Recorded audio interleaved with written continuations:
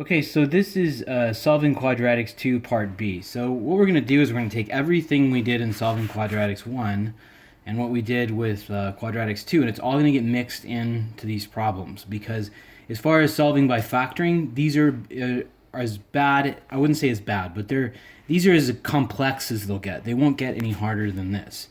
So what we're going to do is first we need to put this in ABC format. In other words, we want the a squared, the bx, and then the c. So that's not the case here. It doesn't equal to 0. So just like when we did solving quadratics 1, we want everything to be equal to 0. Now, with this particular problem, I chose this one because a lot of times what kids will do is they'll take these two terms here and move them over here. Can you do that? Absolutely. I would not suggest it though, because you want this term here to be a positive. So what I'm going to do is I'm going to use additive inverse to take this number and move it over to the left-hand side, which means I'm going to be adding 2x squared to both sides. So I'm going to have a 2x squared over here.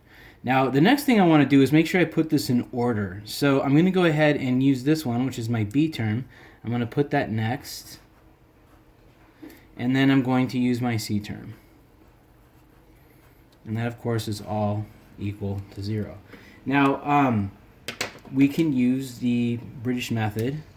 We can multiply 2 times negative 12. And so I'm going to get negative 24x squared. And then what I'm going to do here is I'm going to go ahead and list all of the factors of the 24.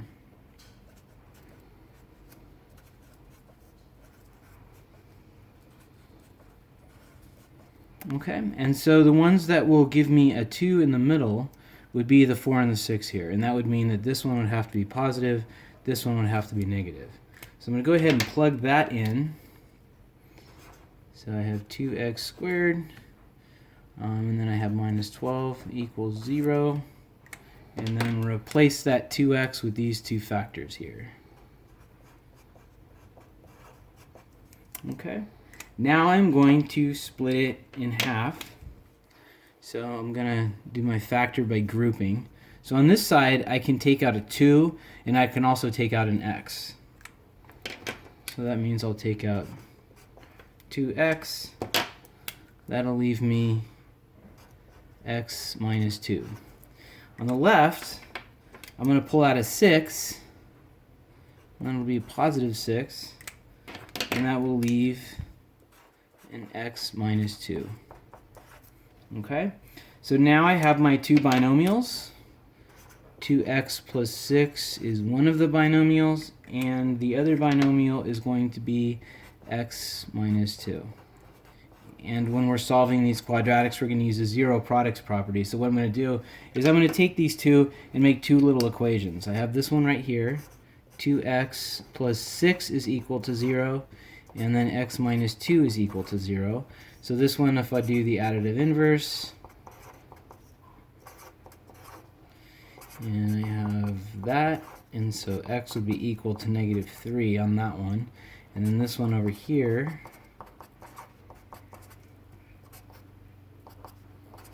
so then my answer would be negative 3 and 2. Okay.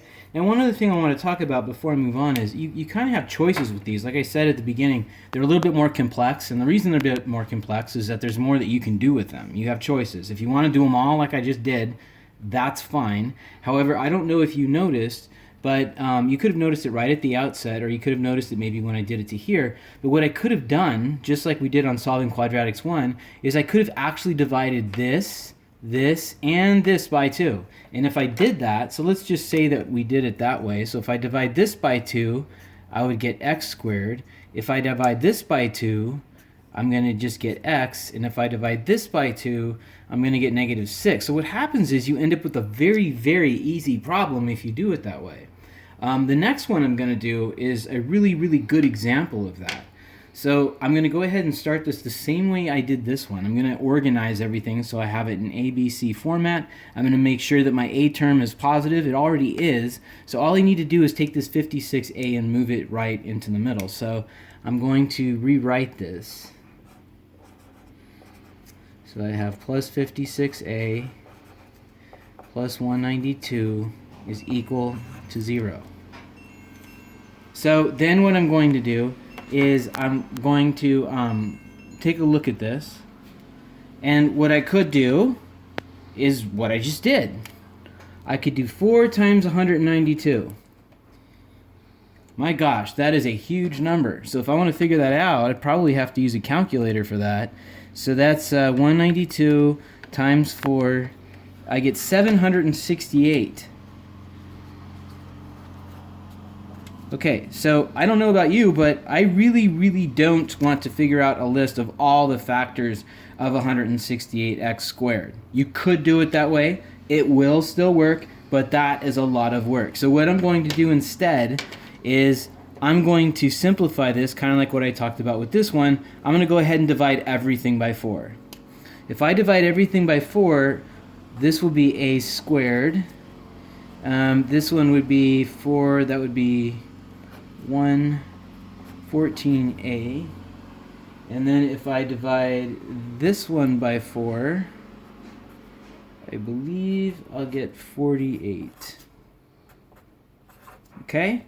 Now that is a lot easier, because if I look at the 48, 1 times 48 is 48. I would much rather list all the factors of 48. That is a list that is much shorter.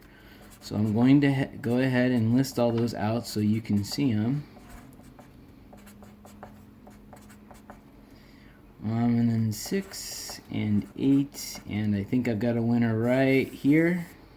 They're both positive. So these are like the ones we did the first time. I mean, I could do it this way, but it's actually easier if I could see that, because it's not even actually squared.